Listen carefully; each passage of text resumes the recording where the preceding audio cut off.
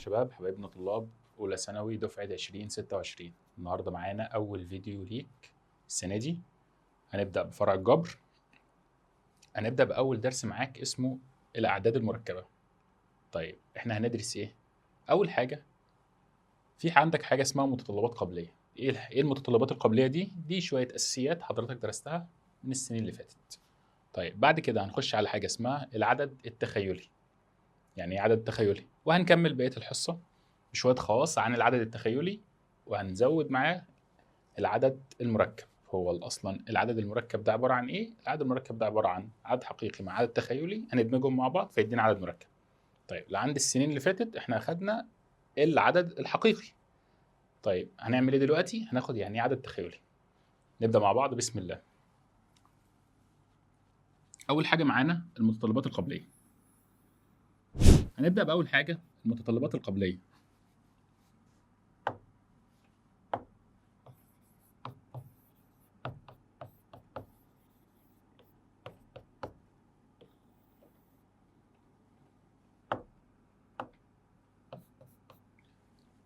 انت دلوقتي يا مستر قلت لي ان معايا هدرس حاجه اسمها العدد التخيلي.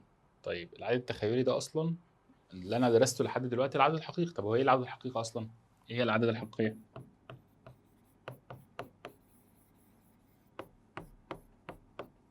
قال لي كل اللي انت درسته اي عدد هيقابلك هو عدد حقيقي ما عدا حاجتين. يعني الأعداد الحقيقيه دي هي الاعداد من سالب ما لا نهايه لما لا نهايه. اي عدد هيقابلك هو عدد حقيقي ما عدا حاجتين اتنين بس. ايه هما الحاجتين؟ ان انا اجيب جذر العدد سالب، او ان انا اقسم على صفر. عدد على صفر.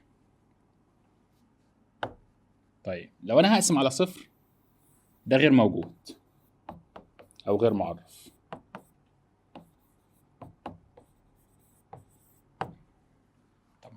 طب لو جذر العدد سالب ده برضو غير حقيقي.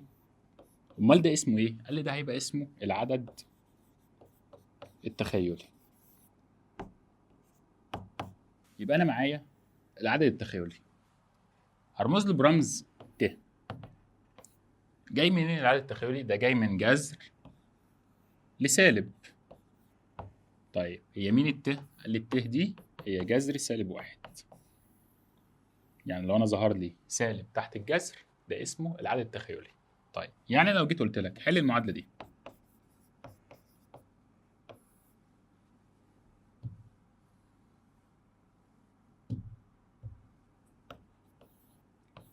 س تربيع ناقص واحد هتساوي صفر، س تربيع زائد واحد هتساوي صفر. المعادلة دي هاجي أحلها إزاي؟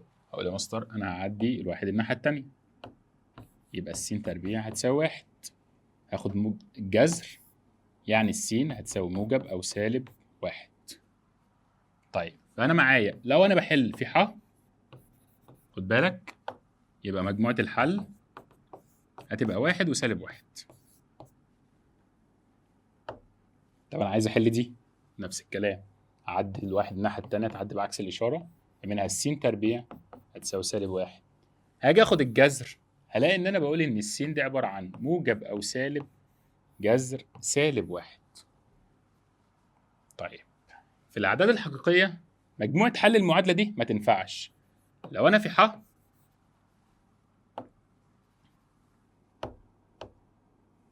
لو أنا بحل في ح هقول مجموعة الحل فاي. ليه؟ ما ينفعش سالب تحت الجذر في الأعداد الحقيقية. طيب أنت دلوقتي قال لي أنت ممكن تشيل السالب واحد دي تخرجها بره السالب اللي تحت الجذر دي، خرجها هتبقى السين تساوي موجب أو سالب جذر الواحد بس ت. أو إن أنا ممكن أشيل الجذر السالب واحد دي كلها على بعضها دي وأقول إن السين دي السين هي عبارة عن موجب أو سالب ت. فخلصت معايا على إيه؟ إن أنا دلوقتي ممكن أحل المعادلة دي تبقى مجموعة الحل معاك هي ت وسالب ت. قلنا مين الت؟ الت ده العدد التخيلي. يبقى انا معايا الت ده عباره عن ايه؟ ده جذر سالب واحد.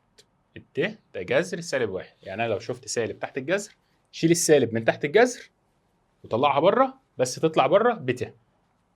طيب نكمل.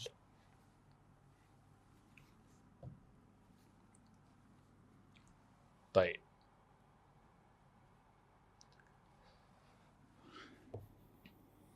الاعداد المركبه.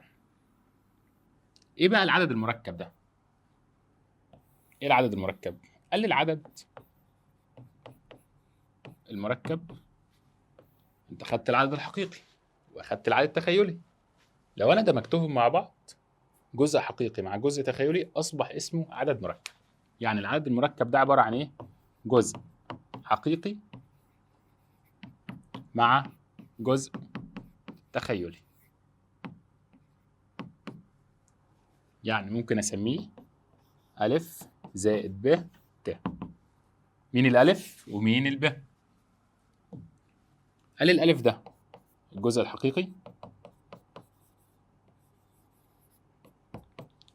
والب ده الجزء التخيلي.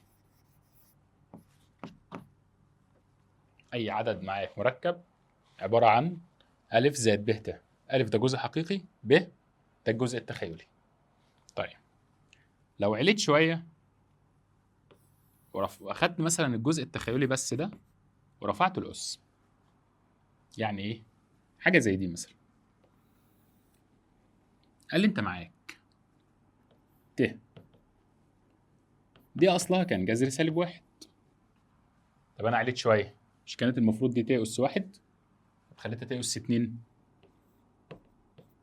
قال لي دي ممكن أخليها ت في ت، اللي هي ايه ت في ت؟ جذر سالب واحد في جذر سالب واحد يبقى سالب واحد. طب اديت كمان شوية خليتها ت أس تلاتة، ادي ممكن اخليها ت في ت أس اتنين. طب ما الت دي نزلت زي ما هي، والت أس اتنين دي أصلها سالب واحد لسه جايبها، اضربها في ت تبقى سالب ت. طب عليت كمان شوية ت أس أربعة، قال لي أنا ممكن أخلي دي ت أس اتنين في ت أس اتنين. طب ما أنا لسه عارف إن دي بسالب واحد ودي كمان بسالب واحد، تطلع معايا بواحد. عليت كمان شوية ت أس خمسة، ممكن أخليها ت في ت أس أربعة. ت نزلت زي ما هي، ت أس أربعة بواحد في ت نزلت زي ما هي. طب ما أنا أعلى كمان شوية ت أس ستة، ممكن أخليها ت أس اتنين في ت أس أربعة. دي بسالب واحد ودي بواحد يبقى سالب واحد. طب عليت كمان شوية بقت ت أس سبعة، ممكن أخليها ت أس تلاتة في ت أس أربعة.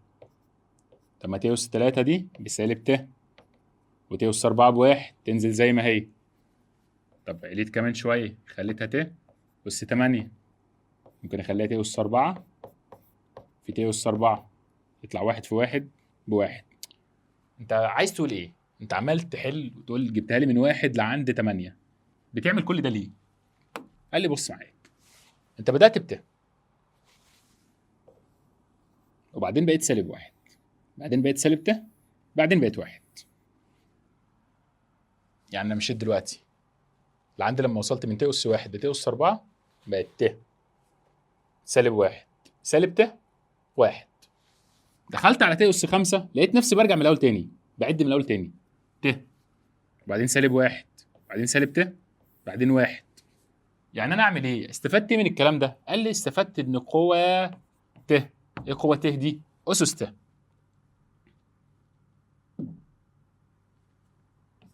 قوة يعني أسس ت، مالها؟ قال لي دورية.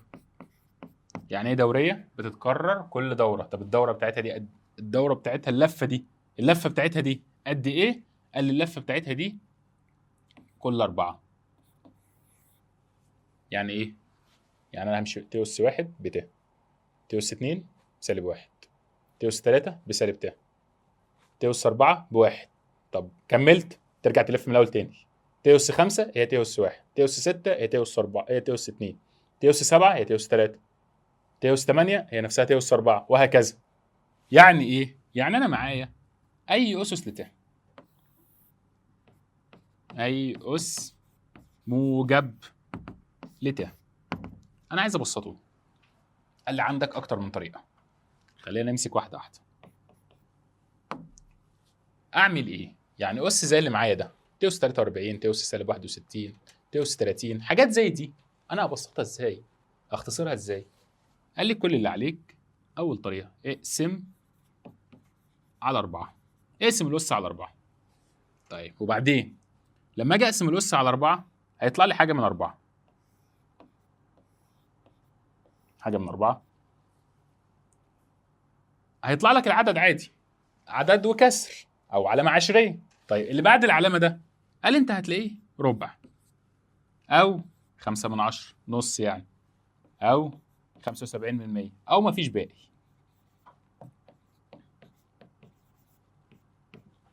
والله لو لقيتها حاجه وربع يبقى ده قيمتها ت. لقيتها نص يعني دي -1 كانها ت تربيع. لقيتها 75% يعني دي -ت كانها ت اس 3. لقيت مفيش باقي يعني دي كانها ت اس 4، يعني تقبل الاسم على 4، يعني الناتج بواحد. الناتج بواحد. الناتج معاك بواحد. طب تعالى واحده واحده. حاجه زي دي انا عايز اختصرها. ت اس 30 دي بيقول لي اوجد في ابسط صوره. ت اس 30 انا عايز اختصرها، هعمل ايه؟ قال لي اقسم الاس على 4. وبعدين قال لي 30 قسمتها على 4 طلعت لي بكام؟ قال لي هتطلع لك بسبعة 5/10. طيب ماليش علاقه بالسبعه، انا اللي يهمني اللي بعد العلامه. اللي بعد العلامه ده ايه؟ ده 5/10، نص. لقيتها نص يبقى كانها ت تربيع، يعني بكام؟ ب1. يعني دي كانها هي نفسها ت تربيع، يعني تبقى -1. طيب ايه الطريق التاني؟ قال لي جزأ الاسس دي. لا، اقرب رقم من ال 30 ده، اقرب رقم منه، اقرب رقم موجب يبقى الاسم على 4. مش فاهم؟ يعني ال ت اس 30 دي ممكن اخليها ت اس 28 في ت اس 2. ت اس 28 دي تبقى الاسم على 4 يعني قيمتها 1. وت اس 2 دي ب1 يعني تطلع ب1. عايز تستخدم الطريقه دي براحتك، عايز تستخدم الطريقه دي برضو براحتك. الاثنين واحد. طب نيجي على دي ت اس 43. قلنا هنعمل ايه؟ اقسم الاس على 4. هاخد ال 43 دي اقسمها على 4 هيطلع لي عدد وجنب العلامه 75%، يعني هتطلع 10 75%. طيب انا اللي يهمني ما يهمنيش اللي بعد الرقم ده، الصحيح ما يهمنيش، انا اللي يهمني اللي بعد العلامه. بعد العلامه 75% يعني دي معناها ت اس 3، دي كانها ت اس 3 اللي هي بسالب ت. طيب لو كان الاس سالب، لو كان الاس سالب اعمل ايه؟ قال لي عندك طريقين. ايه هما الطريقين؟ لو الاس سالب اعمل ايه؟ يا تقلبه موجب يا تقلبه موجب. يعني ايه اقلبه موجب؟ يعني اقلب الكسر، بدل ما هو ت اس 61 اس سالب 61 خليها ت اس 61 بس في المقام. ت اس 61 لكن في المقام. طيب وبعدين اختصر اللي تحت دي. اختصر اللي تحت ازاي؟ اقسم على 4. يعني ال 61 دي لما اقسمها على 4، 61 اقسمها على 4 هتطلع معايا عدد وربع. ما يهمنيش العدد، انا اللي يهمني اللي بعد العلامه، هتطلع حاجه وربع 15 وربع. اللي يهمني ده، اللي يهمني اللي بعد العلامه ده ربع، يعني هيطلع معايا كانها بت، يعني 1 على ت. 1 على ت. تعالى بقى بص على الواحد ده، ما الواحد ده كانه ت اس 4 وتحت ت. ثبت الاساس، اطرح الاسس عشان اسمه 4 ناقص 1 3. فالت اس 3 دي خلصت على ايه؟ ان هي سالب ت. تاني عندك طريقين. ايه هما الطريقين؟ اول طريق ان انت نزلي ده تحت، مش هو سالب نزله تحت بس بالموجب، واختصر اللي تحت دي زي ما انت متعود.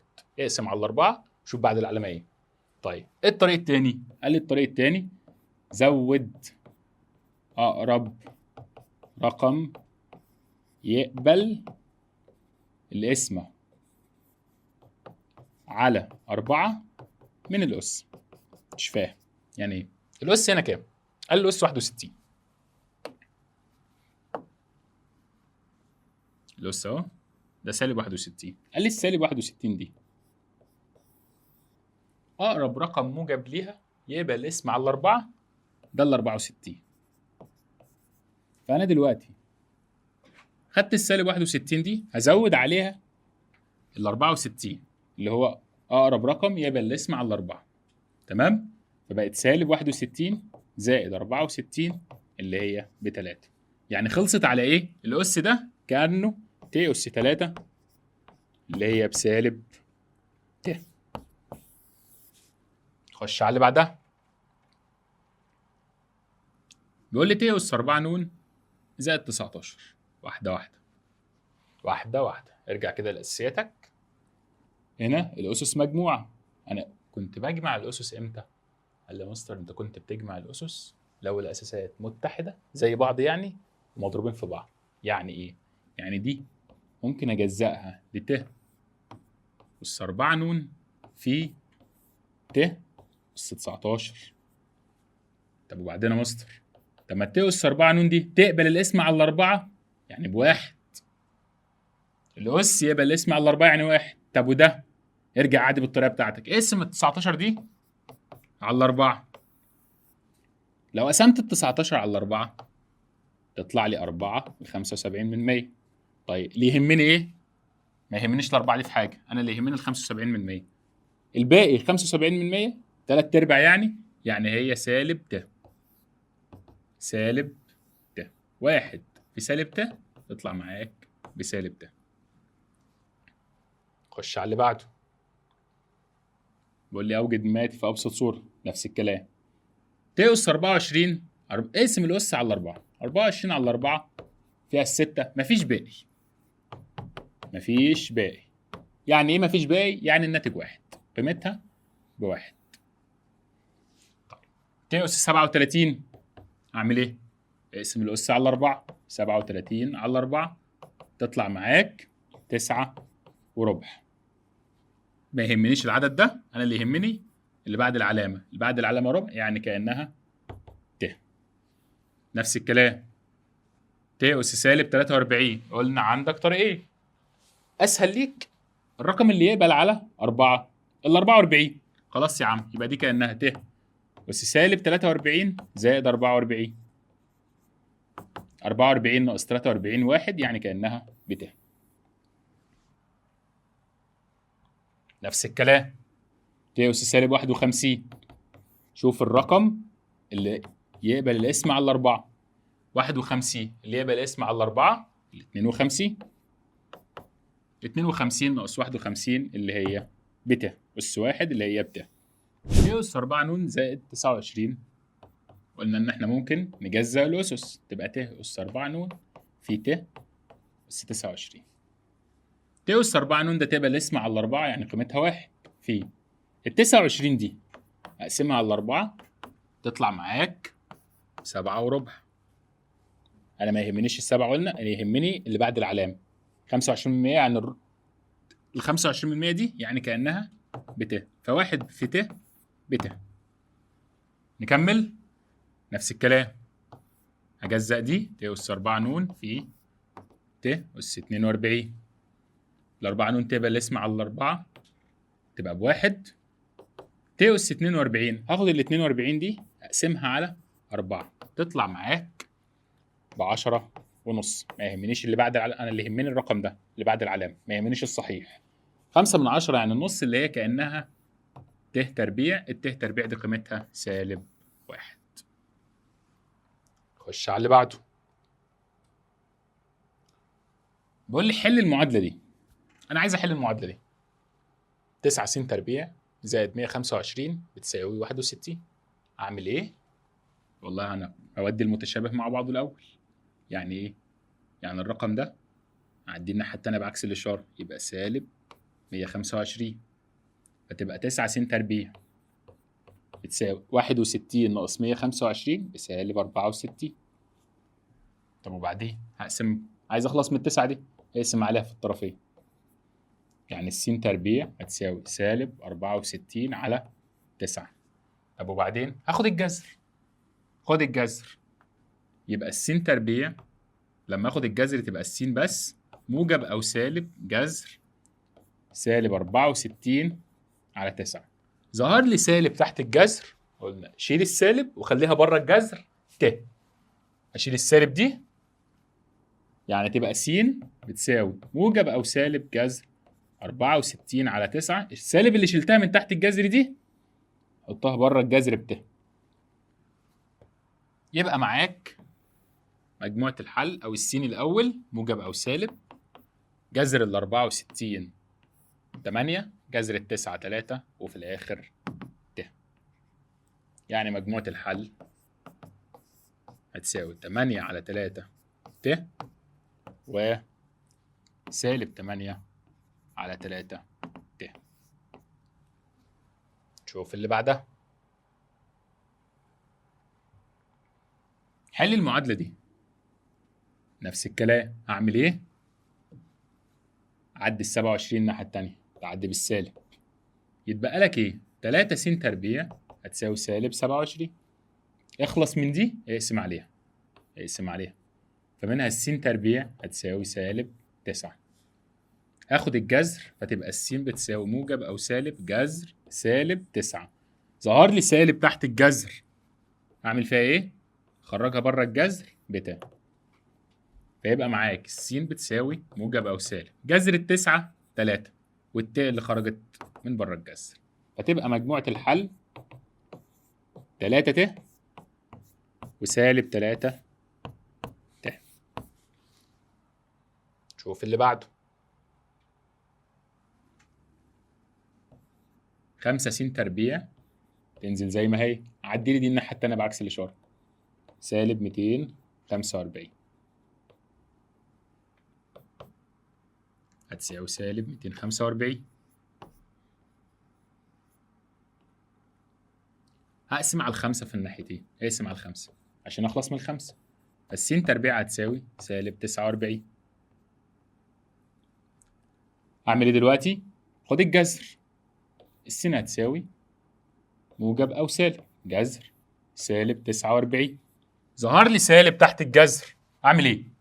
هات السالب دي خرجها بره تبقى بت. تبقى السين معاك بتساوي موجب أو سالب جذر ال 49 7 والت نزلت. مجموعة الحل معاك إيه بقى؟ 7 ت وسالب 7 ت.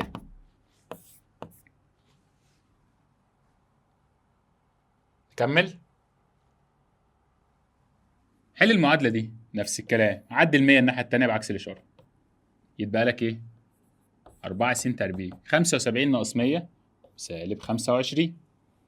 اخلص من دي اقسم عليها. اخلص منها اقسم عليها. السين تربيع هتساوي سالب 25 على 4. عايز اخلص من التربيع خد الجذر للطرفين، فتبقى السين بتساوي موجب او سالب جذر سالب 25 على 4. ظهر لي سالب تحت الجذر، اعمل ايه؟ خرجها بره بتاع. فتبقى السين معاك هتساوي موجب او سالب جذر ال 25 5 جذر ال 4 2 والت ما تنساهاش. تبقى مجموعة الحل معاك 5 على 2 ت سالب 5 على 2 ت. شوف اللي بعدها.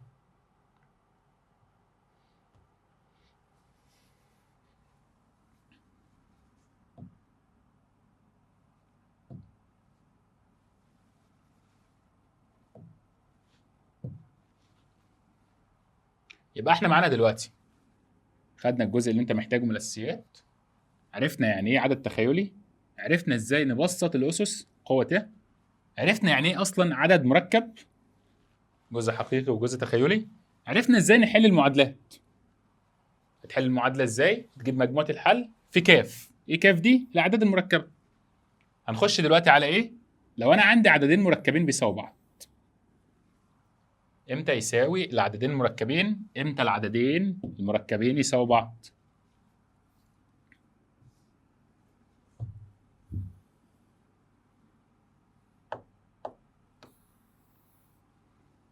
تساوي عددين مركبين.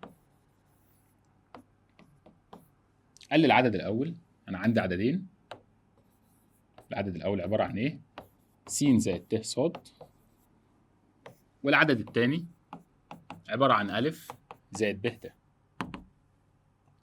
إمتى إن أنا أقول إن ده بيساوي ده؟ العدد ده هيساوي العدد ده. قال لي تقدر تقول العددين بيساووا بعض لو الجزء الحقيقي في الأول يساوي الجزء الحقيقي في الثاني، والجزء التخيلي في الأول يساوي الجزء التخيلي في الثاني. يبقى متى يتساوى عددين مركبين؟ لو الحقيقي بيساوي الحقيقي والتخيلي بيساوي التخيلي. حقيقي كل اللي ما فيهوش ت، تخيلي كل اللي فيه ت. يعني ايه؟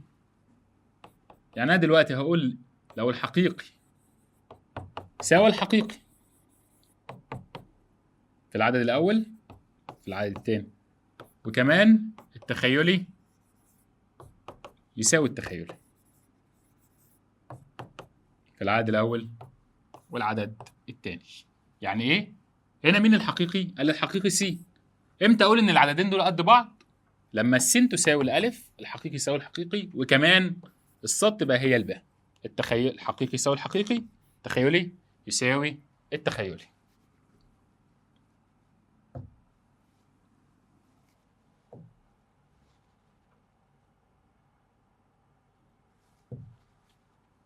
طيب تعالى نحل.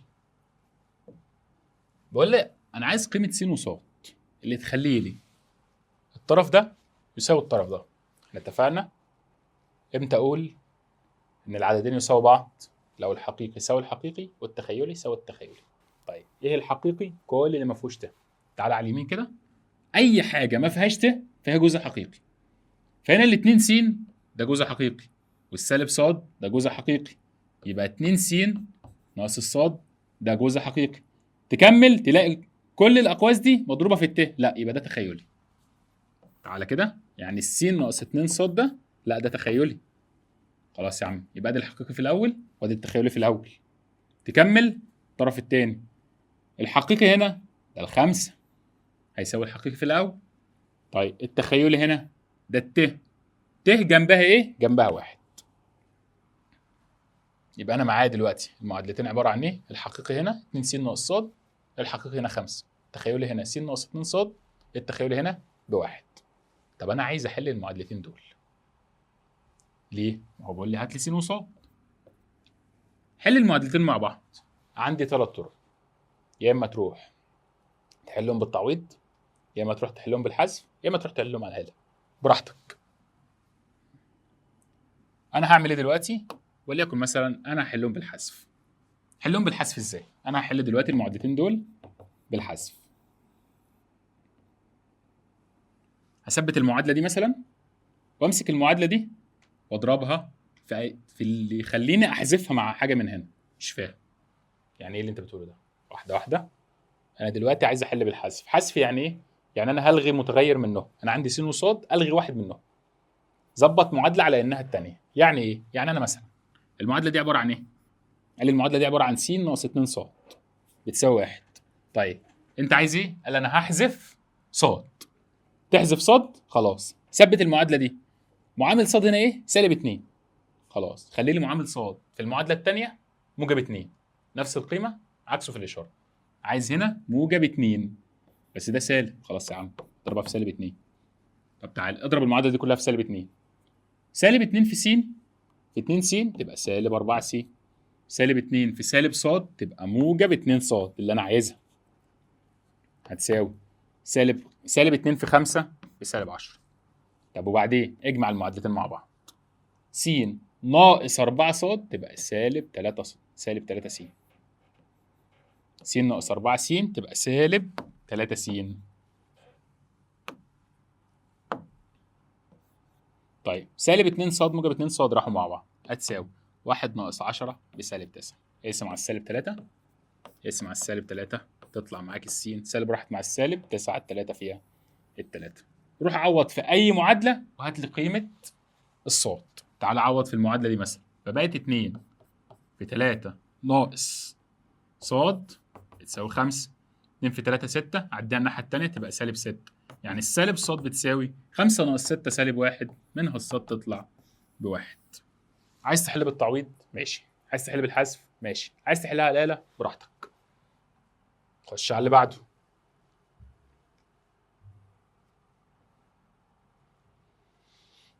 بقول لي عايز قيمة س وصاد، نفس الكلام، الحقيقي جاهز والتخيلي برضو جاهز.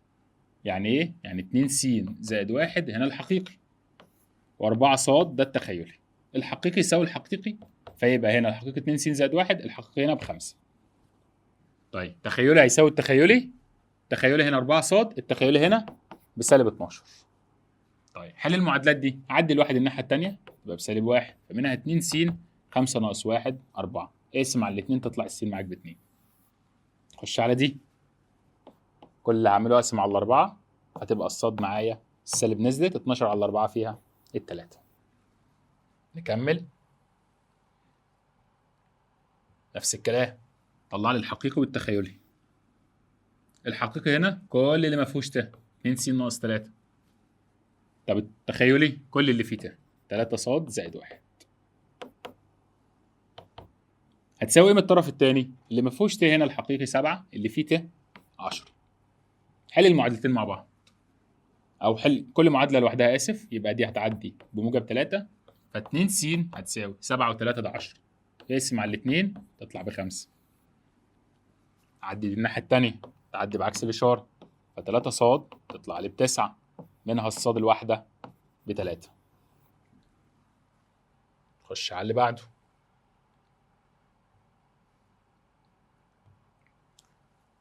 انا معايا ده عدد مركب وده عدد مركب، عايز ايه؟ اجمعهم. قال لي لو اجي اجمع، هتجمع او تطرح عددين مركبين. قال لي اعمل كل حاجه مع اللي شبهها. يعني ايه؟ اجمع الحقيقي مع الحقيقي، واجمع التخيلي مع التخيلي. يعني ايه؟ يعني انا معايا دلوقتي الحقيقي هنا 7 والحقيقي هنا 2، يبقى انا هجمع 7 زائد 2. طب وبعدين التخيلي مع التخيلي، التخيلي هنا سالب 4 ت، والتخيلي هنا موجب ت، فخد كل حاجه مع اللي شبهها. يعني ايه؟ 7 و2 تبقى 9، سالب 4 ت وموجب ت تبقى سالب 3 ت. دي ابسط صوره للعدد لما باجي اجمع او اطرح الحقيقي مع الحقيقي والتخيلي مع التخيلي. طيب لو انا هضربهم في بعض، قال لي اتعامل كانك بتضرب اقواس عاديه. يعني ايه؟ ده حدين كانهم حدين عادي، وده حدين. اضرب الاول في كله والتاني في كله، اتعامل معاهم كانك بتضرب اقواس عاديه. يعني ايه؟ هضرب الاثنين دي مره في الثلاثه، مره في سالب 4 ت، ونفس الكلام هضرب الثلاثه ت مره في الثلاثه ومره في سالب 4 ت، تبقى معايا 2 في 3 ادي 6، 2 في سالب 4 ت بسالب 8 ت، موجب 3 ت في موجب 3 تبقى موجب 9 ت. كمل، موجب في سالب بسالب 3 ت في 4 ت، 3 في 4 ادي 12، وت في ت بت تربيع. واحده واحده جمع كل المتشابهين مع بعض. بس قبل ما تجمع، هو انت ما تعرفش ان ت تربيع دي بسالب 1؟ ماشي، مضروبه في سالب 12، يعني كل دي خلصت عليه، خلصت على موجب 12، فاصبح ده جزء حقيقي. جمع بقى الحقيقي مع الحقيقي والتخيلي مع التخيلي. طب الحقيقي عندي ايه؟ عندي هنا 6 حقيقي وعندي 12 حقيقي، 6 و12 تبقى 18. طب وبعدين عندي سالب 8 تخيلي وعندي موجب 9، 9 ناقص 8 تبقى 1، يبقى ت. تاني الضرب اتعامل عادي، الاول في القوس كله والتاني في القوس كله، وبعدين جمع الحقيقي مع الحقيقي والتخيلي مع التخيلي. نكمل. طب انا عايز اطرح، قلنا عادي. طرح بطرح ازاي؟ جمع او طرح كل حاجه مع اللي شبهها، كل حاجه مع اللي شبهها. يعني ايه؟ ده حقيقي وده حقيقي، ده تخيلي وده تخيلي. اطرح 12 ناقص 7 سالب 5 ت سالب سالب تبقى موجب 9 ت. لمهم مع بعض. 12 ناقص 7 دي 5. سالب 5 موجب 9 تبقى موجب 4 ت. تاني، حقيقي مع حقيقي، تخيلي مع تخيلي، حقيقي مع حقيقي، وتخيلي مع تخيلي. طيب ده ضرب، نفس الكلام. الأول في كله، والتاني في كله. 4 في 4 دي 16. 4 في 3 دي يبقى موجب 12 ت. سالب 3 ت في 4 تبقى سالب 12 ت. سالب في موجب بسالب. 3 في 3 دي 9. ت في ت، ت تربيع. طيب جمع المتشابه، بس قبل ما اجمع انا عارف ان الت تربيع دي بسالب 1 انضرب في سالب 9 فاصبح موجب 9. فيبقى معاك 16 وموجب 9 يبقى 16 زائد 9. طيب 12 ت راحت مع سالب 12 ت، يتبقى لي 16 و9 25. ودي هناخدها كمان شويه، اسمهم العددان المترافقان. هناخدها في نهايه الحصه. نكمل. اضرب، نفس الكلام. 5 في 3 5 في 2 ت سالب 6 ت في 3 سالب 6 ت في 2 ت. 5 في 3 دي 15. 5 في 2 ت ب 10 ت. سالب 6 ت في 3 بسالب 18 ت. سالب 6 ت في موجب 2 ت، واحدة واحدة. سالب في موجب ادي سالب. 6 في 2 12 ت في ت، ت تربيع. تاني، ت تربيع دي عارفين ان هي بسالب 1 ضربت في سالب 12 فخلصت ان هي بموجب 12. جمع بقى حقيقي مع حقيقي، تخيلي مع تخيلي. 15 و12 تطلع معاك ب 27. 10 ت ناقص 18 ت تطلع معايا بسالب 8 ت. نكمل. طيب بيقول لي هات لي قيمة س وص اللي تحقق المعادلة دي. أنا عندي كسر، أتعامل معاه إزاي؟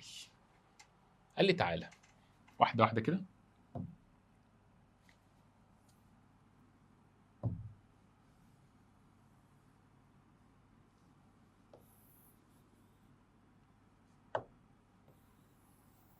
الجزء اللي احنا لسه بنقول هناخده في آخر الحصة، إيه هو؟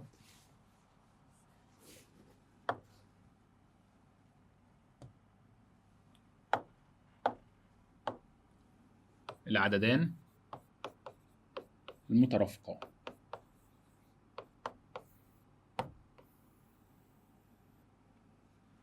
لو أنا عندي العدد أسميه عين، يبقى المرافق أسميه عين وأحط عليها شرطة دي. الشرطة دي اسمها إيه؟ اسمها بار.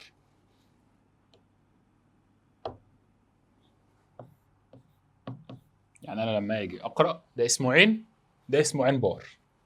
عين وده عين بار. طيب مين عين؟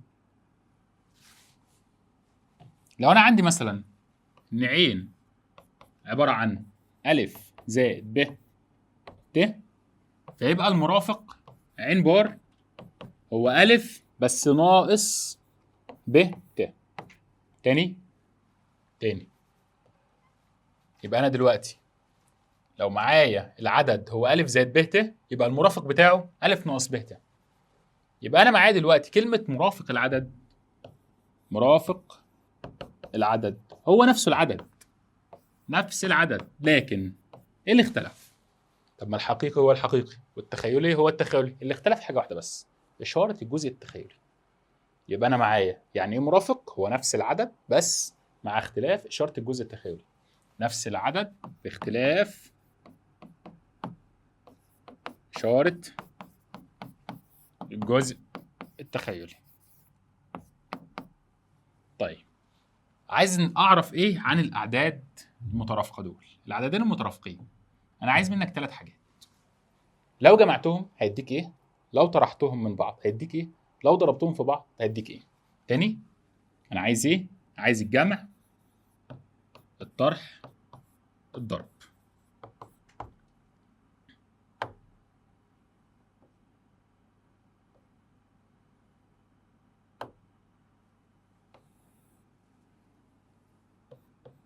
تعال اجمع كده. معايا ألف زائد ب ت زائد ألف ناقص ب ت، ده العدد اهو، وده المرافق. تعال اجمع كده الحقيقي مع الحقيقي، التخيلي مع التخيلي، فيبقى معاك ألف وألف يبقى 2 ألف. طيب ب ت وسالب ب ت راحوا مع بعض. طب انت عايز تقول ايه؟ عايز اقول لك يا مستر ان لو انا هجمع عددين مترافقين فعلى طول الناتج ضعف الحقيقي. الناتج ماله؟ ضعف العدد الحقيقي. شوف العدد الحقيقي كام واضربه في 2.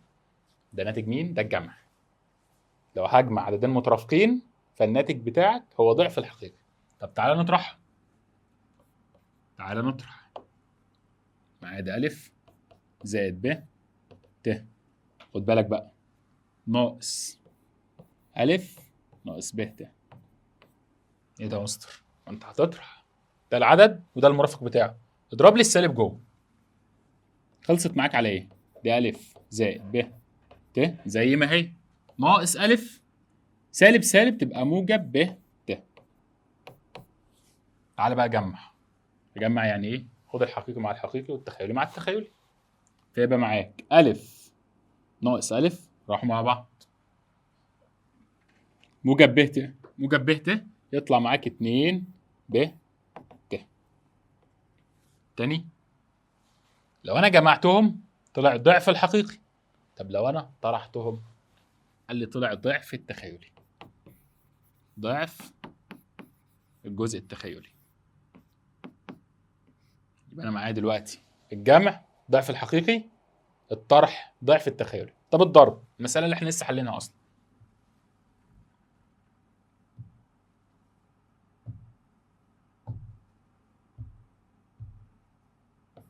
ألف زائد ب ت ألف ناقص ب ت. أضرب إزاي؟ قلنا أضرب لألف في الأولى وفي الثانية، والب نفس الحكاية. ألف في ألف تبقى ألف تربيع، ألف في سالب ب ت يبقى سالب ألف ب ت. طيب ب في موجب ب ت في ألف تبقى موجب ألف ب ت. طيب موجب في سالب سالب، ب في ب تربيع، وت في ت تربيع. بس أنا عارف إن الت تربيع دي بكام؟ الت تربيع دي بسالب 1، ضربت في سالب ب تربيع يبقى كل ده خلص على إيه؟ موجب ب تربيع. طيب أنا عندي سالب ألف ت ب ت وموجب ألف ب ت راحوا مع بعض. خلصت معاك على إيه؟ اللي خلصت معاه يا مستر على ألف تربيع زائد ب تربيع. طيب هما مين دول؟ قال لي ده مربع الحقيقي وده مربع التخيلي. يبقى أنت معاك حاصل الضرب، حاصل الضرب ده الناتج بتاعه على طول من غير ما تروح تضرب هو مربع الحقيقي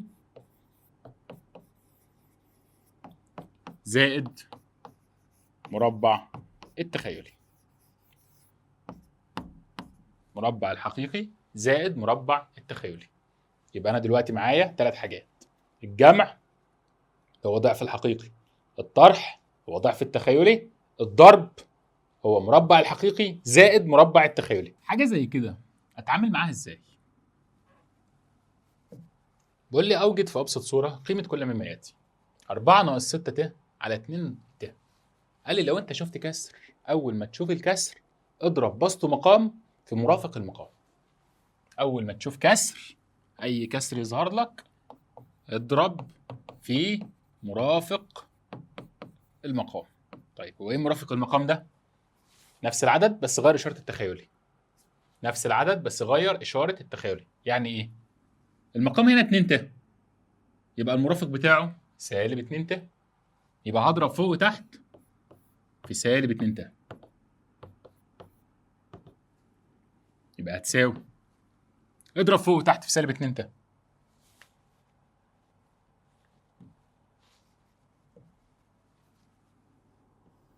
بسط في بسط ومقام في مقام. 4 في سالب 2 ت، 4 في سالب 2 بسالب 8 والت نزلت. سالب في سالب بموجب. 6 في 2 12. ت في ت تربيع.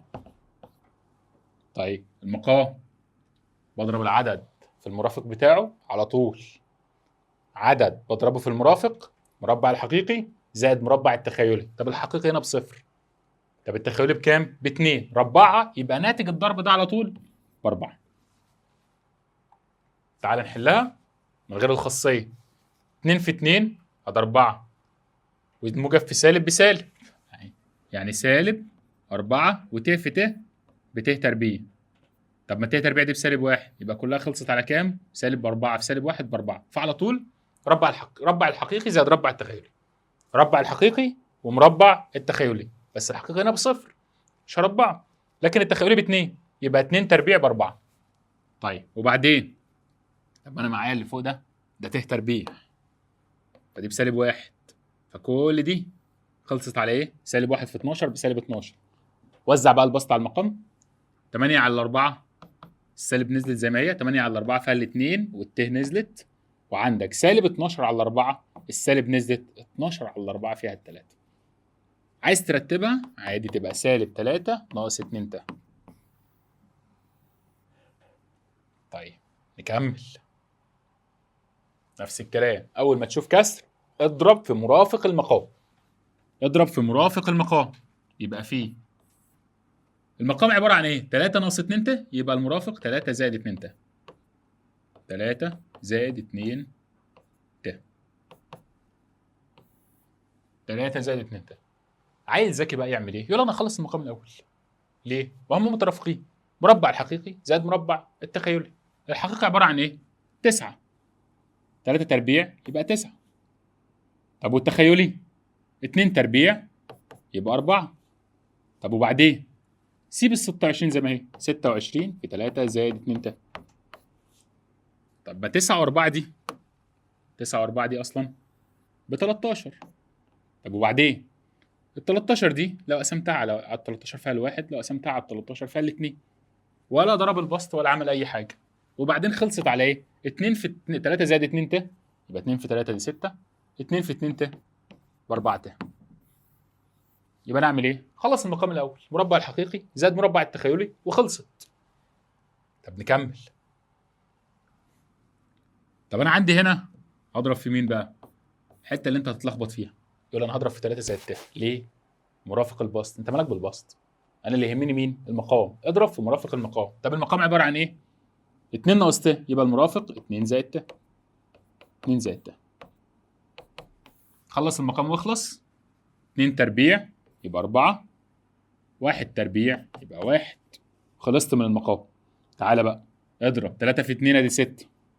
3 في ت ب 3 ت. طب تعمل ايه يا مستر؟ هضرب ال3 فيها كلها وهضرب السالب ت فيها كلها برضه. نكمل. سالب ت في 2 بسالب 2 ت. سالب ت في ت بسالب ت تربيع. طب ما انا عارف يا مستر ان الت تربيع دي بسالب 1 انضربت في سالب كمان فبقت موجب 1. طيب جمع بقى حقيقي مع حقيقي، تخيلي مع تخيلي. 6 و1 ادي 7. 3 ناقص 2 ادي موجب 1 بس مضروب في ت على 4 و1 ادي 5. وزع البسط على المقام. تطلع 7 على 5 زائد 1 على 5 من الت. خش على اللي بعده. نفس الحكايه. اضرب في مرافق المقام. المقام 5 ناقص 2 ت، يبقى المرافق 5 زائد 2 ت. 5 زائد 2 ت. خلص المقام واخلص. مربع الحقيقي يبقى 25 زائد مربع التخيلي اللي هو 4. تعالى بقى اطلع على البسط. اضرب كل جزء في كله. ازاي؟ ال3 اضربها في 5 واضربها في 2 ت. 3 في 5 ادي 15. 3 في 2 ت ادي 6 ت. طب وبعدين 4 ت في 5 نفس الحكايه. 4 ت في 5 بموجب 20 ت. و4 ت في 2 ت. 4 في 2 ادي 8 وت في ت بت تربيع. خلصت معاك على ايه؟ ت تربيع دي بسالب 1. طب ما سالب 1 في 8 دي بسالب 8. 15 ناقص 8 ادي 7. كمل. 6 ت و20 ت يبقى 26 ت. طب المقام 25 و4 29.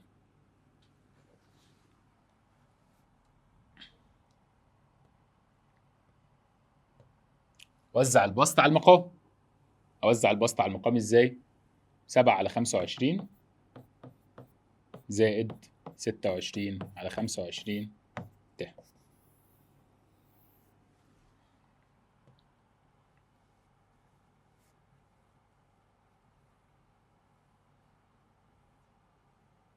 مسألة زي دي اتعامل معاها ازاي؟ واحدة واحدة.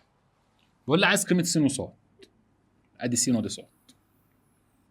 يعني من الاخر عايز ايه؟ عايزك تختصر الكسر ده لابسط صورة. السين هي الحقيقي والصاد هي التخيلي. خلاص اختصر لابسط صورة. طب اختصر ازاي؟ امسك واحدة واحدة. انا عندي دلوقتي كسر يبقى اضرب في مرافق المقام. بس قبل ما تعمل كده ما تبسطه الاول. اللي انا مديهولك ده بسطه. ابسطه ازاي؟ عندي 2 زائد ت 2 ناقص ت. طب ما دول اصلا عددين مترافقين. دول مترافقين. خلاص اضربهم في بعض الاول.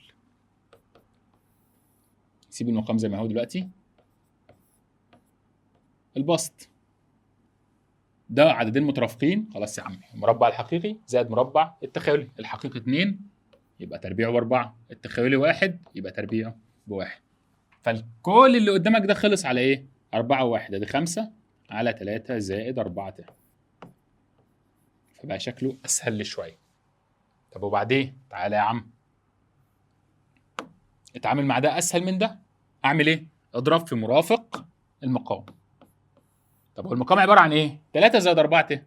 المرافق بتاعه 3 ناقص 4 ت. 3 ناقص 4 ت. اتفقنا هنعمل ايه؟ خلص المقام الاول. دول مترافقين يبقى مربع الحقيقي ب9 مربع التخيلي ب16. طب اضرب 5 في 3 ب15. 5 في سالب 4 ت بسالب 20 ت. بقى تساوي 9 و16 دي ب25. وزع بقى البسط على المقام. يبقى 15 على 25 ناقص 20 على 25 ت. ممكن تختصرها. اسم على الخمسة فوق وتحت يبقى 3 على 5. نفس الكلام على الخمسة فوق وتحت يبقى 4 على 5 من الت. طيب هو كان بيقول لك ايه؟ قال لي ان ده عباره عن س زائد ت ص. دي كده عباره عن س زائد ت ص. ركز بقى في الحته دي. السين هي ايه؟ قال لي السين دي هي الجزء الحقيقي اللي هو 3 على 5. طب امال مين الصاد؟ قال لي الصاد ده الجزء التخيلي. بس خد بالك الجزء التخيلي هنا سالب 4 على 5. يبقى طلعت معايا س وكمان ادي ص. اخر سؤال معانا وهنختم بيه النهارده. بيقول لي اوجد في ابسط صوره 1 ناقص ت أس 10. طيب يا مستر انا ما اعرفش اصلا افك اكتر من نص 2. انا اخر حاجه عرفتها ان انا افك اس 2. خلاص تمام خليها اس 2. بقت 1 ناقص ت اس 2. ده اكتر حاجه هنعرف افكها. ده المربع الكامل. طب وبعدين باقي لك كام عشان يبقى الاس اللي عندك؟ لو هقول اس بره واس جوه يبقى باقي لي بره 5. خلاص يا عم خلص اللي جوه براحتك. واللي هيطلع لك ده ارفعه اس 5. طب تعالى يبقى ده عباره عن ايه؟ خلص اللي جوه. مربع الاول ده بواحد.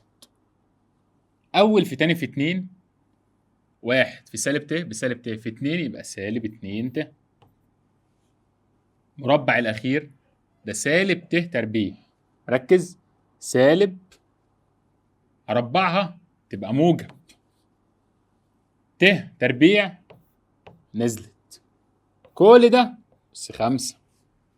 طب ما انا معايا ان الت تربيع دي اصلا بسالب 1، فيروح الواحد مع السالب 1، باقي لك ايه؟ قال لي انا باقي معايا سالب 2 ت بس الكل اس 5، كده اعرف ابسطها. طيب وبعدين يبقى معاك السالب 2، وزعها بقى، وزع الاس، اس 5 مضروبه في ت اس 5. طب ما انا عارف ان السالب الاس هنا فردي، تنزل الاشاره زي ما هي. 2 اس 5 بكام؟ قالتك معاك تبقى ب 32. طب امال ت اس 5 دي؟ قال لي انا هقسم على الاربعه زي ما انت قلت له يا مستر، اقسم على الاربعه تطلع 1 وربع، اقسم الاس على الاربعه تطلع 1 وربع، طلعت ربع، يبقى ت بس.